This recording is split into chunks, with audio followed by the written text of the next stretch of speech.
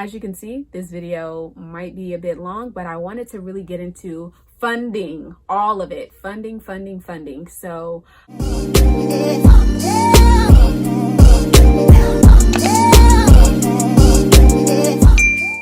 hi everyone, my name is Erica, and on this channel I like to discuss different things pertaining to the graduate school application process. I like to also talk about my graduate school experience and just let you all know about things that I did not know as a graduate student and what I'm learning.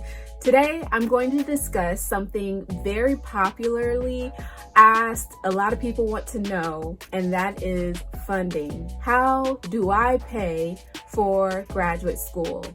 And because that I have experience at the master's level, and now that I'm moving to the doctoral level, I have a little bit of experience to share about my experience with funding at the master's level and my experience now at the doctoral level.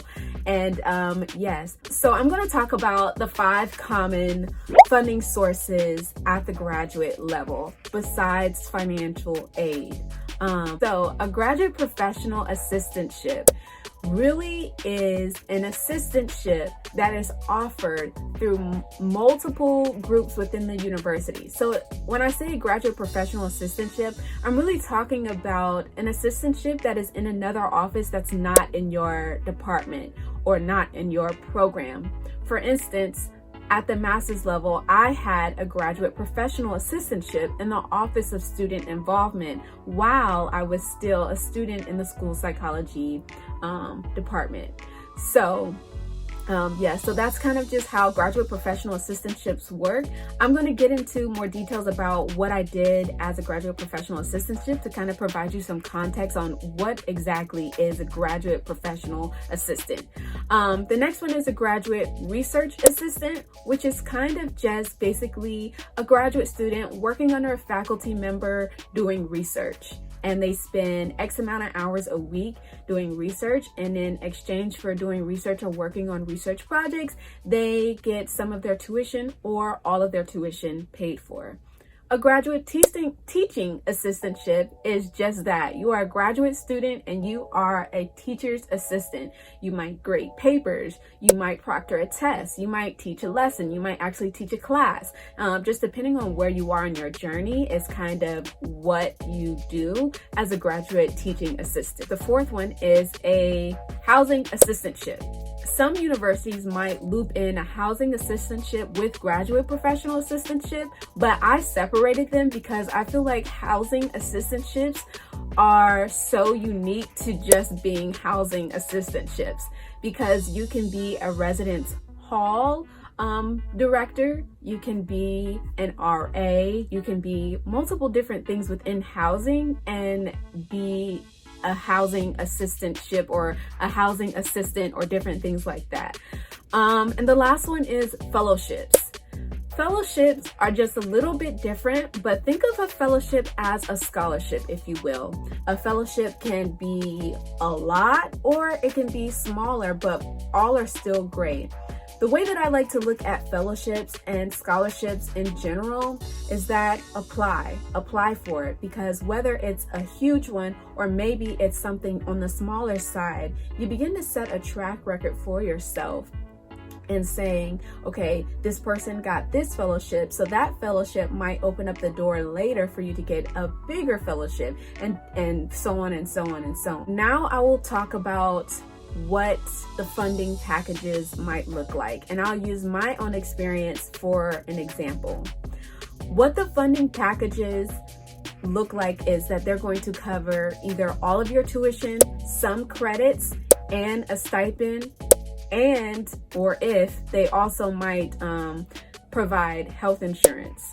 So in my experience at the master's level, my graduate professional assistantship covered 6 credits and provided a stipend.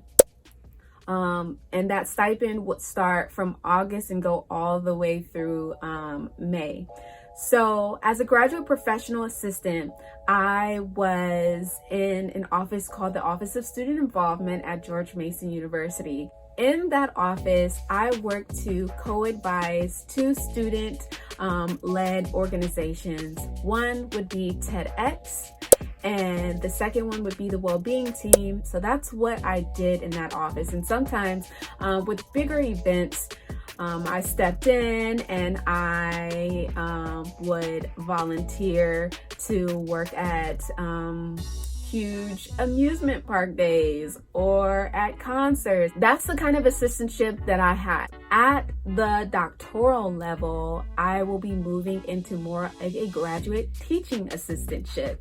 So I will spend 20 hours a week being a TA under my faculty advisor, and I will grade papers, help to think about how to present a lecture, maybe proctor some exams and all of that.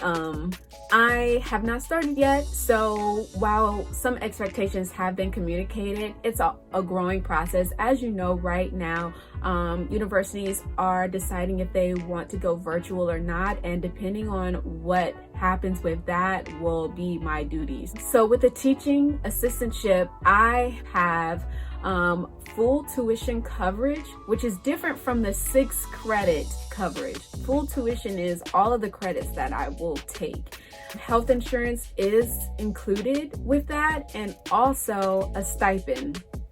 Now, I was able to get a fellowship regarding diversity and inclusion because those are things that I'm very passionate about. I do work on that. I do research on that. And yes, so with those 3 things, that is how I am funding my doctoral journey.